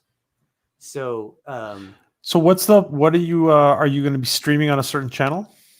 I'm going to be streaming on a lot of channels, hopefully, but I'm going to actually do the launch with on Raging Golden Eagles channel, I believe. Okay. I know that he's going to be doing the party with me. It's either going to be on my channel or his channel, but I think his channel, because he's got a bigger fan base, it'd just be smarter. You know what I mean? So, but I will definitely follow me on Twitter. I will make a big noise about it. You know, and that's I'm putting your Twitter up again here. Yeah. Twitter / the Drew Love. TheDrew LUV. Simple and you also have the Captain Love Twitter, right? Yes, the _ Captain Love is also an easy one to find. Yes. Yeah, I'm putting them both up actually. Fantastic. Twitter's up. Oh, Twitter's up. Okay, thanks. Yeah, I might as well use that wrencher you gave me. Thank you, my friend. I'm putting up the Captain Love's. Okay, it's Twitter as well. Okay, great. Man, thank you so much for having me on to talk to your fan base and friends about this. I mean, that I really appreciate it. Oh, listen, we love all this stuff. I think it's, I don't know. For me, it's just a real treat, and especially to be able to have to walk through with the creator or some of the illustrators. And actually, I mean, I'd love to have you back with your illustrators and your inkers, if the three of you one day. Yeah, if I can get my illustrator to engage in online communication, because I've never even spoke to him. It's always been text based. Sure. But yeah, if I can, then I would love to get him on streams and stuff. And seriously, if you guys are just doing sci-fi, chatter ups, feel free to send me a notification, man. I would love to come and sit in and talk sci-fi with you guys, because I'm a huge sci-fi nerd. So I just followed you on. Sorry, go ahead, DJ. Where were you about a month and a half ago when we had a big argument on my stream over insurrection? I don't know, but I would have loved to have been on that, because I got. We were having a major argument over whether or not things were holograms or cloaking devices, and it got wild. Oh, oh, really? Well, there's a very specific difference between a hologram and a cloaking device. We finally had to have an expert come in, Captain Foley from Trek Yards, to set us straight. What was the final verdict? The duck blind was holograms. The ship in the little lake was a cloaking device, and Data had a personal cloaking device on. That is correct. That's how I would also see it. The ship itself was both hologram on the inside and cloaked on the outside. Yep. But we argued for like 2 hours over that. So what was the debate, DJ? We were just talking about random stuff from Star Trek that night, and that came up, and it went on for about 2 hours. Okay. But it was fun. Oh, I'll have to look for that. Oh, your streams are fun, guys. You have fun streams. Yeah. So maybe Captain Love is a good review and a good interview for some of your channels. Mm-hmm. I would be happy to come and talk about Captain Love as often as possible, and I would even just be happy to come around and hang out and shoot the breeze and talk sci-fi and movie tropes and dig into the curiosities that exist and all that stuff, because that's what. Now, Drew, you haven't seen Picard, right? You said. No, I've been holding off on that because I want to give it a chance from beginning to end. You know what I mean? But it's free on All Access right now. It's free on All Access? Yes. At least it was yesterday, the first 9 episodes. Well, I want to binge watch the whole thing when the series is done. You can do a 1 week free trial. Just Series is finished. done. Yeah. Is it a Last night was the last episode for this season. so the first season is done. So now if I went and got It's a done. free trial of All Yep, Access, you can watch all 10 episodes right in a row. Yep. that's what I was waiting for. So then I will do that. I And actually am not going to bother watching the Star Trek series itself, though, because I once I saw what they did with the Klingons and then some of the things they were doing to the series itself, the whole Discovery, you mean? yeah, Discovery, the whole the is it Discovery? Yeah, Discovery. Did I say just yeah? There's so many different Well, you don't even need to watch Discovery in order to watch Picard, so you're good there. Okay, good, because And you're going. I'm not going to give you any spoilers, but you will be excited on a certain episode when you get to see an old school Romulan bird of prey. oh, You will love that one. so Do you guys want to give? It's gonna be a nerdgasm, is what you're saying. On that part, yeah, it was. DJ, do you want to give your 2 cents on Picard without any spoilers? Did you like it? Now I'm the one that gets yelled at a lot because I kind of enjoy it more than most. Yeah. I do. I've actually enjoyed Picard. There's been a couple of little things that are a little cringeworthy, especially with all the F-bombs in it. But is it filled with swearing? There's there's F-bombs in almost every episode. Yeah, that's not even a secret. I mean, they're saying that all over the place. There's a lot of there's a lot of. Overall, I've enjoyed most of it, except for maybe a bit of last night's final. But I won't go into that. Oh. What about you, Sci-Fi? I have watched it. I am also in the minority as far as enjoying it overall. I get in, there's plenty of debates that have been had about it, and I'm sure that are going to be forthcoming in the future. Obviously there's certain aspects of it that I questioned, but I think overall, compared to what they came off of 2 seasons with, and after what they did with Picard, I think they did a heck of a lot better job. Oh, it's definitely better than Discovery. Picard is like light years ahead of Discovery. Yeah. Yeah. Elaine, do you want to comment? Yeah, I haven't seen the whole series yet, so I'll probably have to force myself to watch that. I stopped at episode 2. But it wasn't just for the language, though. It was for other things. The way they frame stories and the fact that they set it to be another dystopian kind of thing, which wasn't what Star Trek was about. It just had some other tropes in there that kind of bugged me, and I don't know. So I just stopped. But I should probably force myself to finish it. I have viewers that are asking for my thoughts. What? I probably should. Elaine, why don't you review it for your channel since you're gonna end up watching it at some point? Yeah. People are asking for it now that it's done. So I'm like, I'll have to. And just on a But the pilot was great. I had high hopes after the pilot. So. Well, it was like a roller coaster. You'd have a really good episode, then you'd have one that was and then you'd have another one that was good. Or you'd get an episode that was like a roller coaster. It'd be like, oh yeah, this is getting good, and then something would throw it off right there at the end. Yeah, that's what I was hearing too, that there was parts that were good and then parts that were really, really bad, and I'll have to see it for myself. It was nice to see some of the old characters or look for little hints, like when you'd see a sign that said Quark's Bar. Oh yeah. Member berries. So I'm you guys are making me curious. I don't want to ask questions because I know it's going to spoil it. I just want to say personally, I didn't get a dystopian vibe from it. I thought it was a natural progression from after the events we saw in Nemesis and where everything was headed as far as that goes. So yeah, but I mean, everybody's views are subjective. So I mean, it just depends on how you feel when you watch it. Well, I could see where you get the dystopian vibe at the first half of the series. Yeah, I don't want to get too much without giving it away, but how it ended up more for Star Trek, more than it should. I will say the guys were talking in the chat about the red letter reviews are pretty funny to watch. Red letter reviews? What are those? Red Letter Media.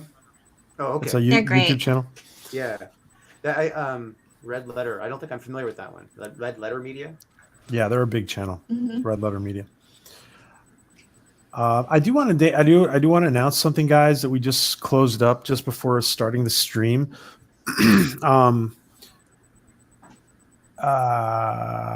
We're gonna be on Saturday. I think it's gonna be I'm gonna post it Saturday at 2 p.m. Eastern. I think we're all gonna be on we're gonna be a group of us are gonna be on Anti-Truckers channels with some Mandalorian and Stargate actors on Anti-Trucker channel. That sounds fun. Stay tuned for that post coming probably from both me and Anti-Trucker. Is it a certain Stargate actress? Yeah, it's gonna be yes, it's her. It's Simone. Yeah, I'm gonna behave so she doesn't get that. It's who? Yeah, you were kind of creepy last time she was on this channel, DJ. Hey, but she did accept me to Twitter, so she friended kind you. of understood it was a joke. That's awesome, guys. That's awesome. I noticed you guys have some like celebrities on occasion, or people that are engaged in like actors of projects and stuff like that. I've noticed that. That's today we interviewed the creator of Captain Love, dude. Oh, thank you. Right. I appreciate that. That's I'm actually grateful that you guys had me on. I mean, it's nothing more I love to do than tell people about this thing that I love so much. You know what I mean? I got to tell you, Drew, that ever since I started doing this with George, this is probably one of my favorite kind of interviews to just walk through somebody's creation and have them show us and for me, it's a lot of fun. Fantastic. Well, I'm glad you're enjoying it too, because I absolutely love it. So I really enjoyed seeing all of this, and thank you, PJ, for having me on. And maybe sometime you can let me know your secret to getting some of these guests on. I told you we're gonna do the same thing on your channel, and DJs if they wants too, and whoever wants. It's probably blackmail. He's got like all the like the 4chan user groups, all the drama. It's like come on, look how he hooked up Anti-Trucker weeks ago. Oh, yeah, that was something with Manu. What's Anti-Trucker? I'm feeling like He's a big turd. He's a big turd. Yep, He's some actually a turd big fan. bird. That's his icon for his channel. Oh, okay. He's a larger channel in our community, and he does like Star Trek.